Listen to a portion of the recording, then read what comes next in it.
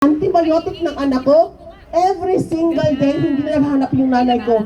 Kasi yung note na ibinigay ni Mayor is good until the last medication of my son. So, because of that, kahit anong mangyari, Duterte pa rin kami.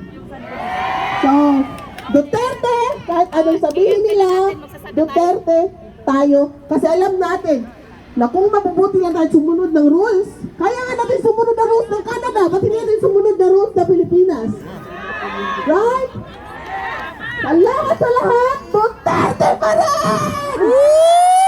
Hindi pala pwede. Check. Palakpakan mga kababayan! Ayan, I can attest to that. Si Mayor, si former President, mga kababayan, pag nag-opisina yan, hindi sa loob ng City Hall.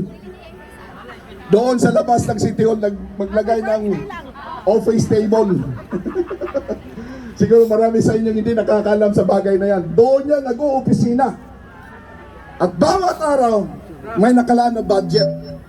Sa on the spot na humihingi ng mga tulong. Nakapila yan sa City Hall. Hindi sa loob, sa labas ng City Hall. Ang matindi, tama yung sinabi niya.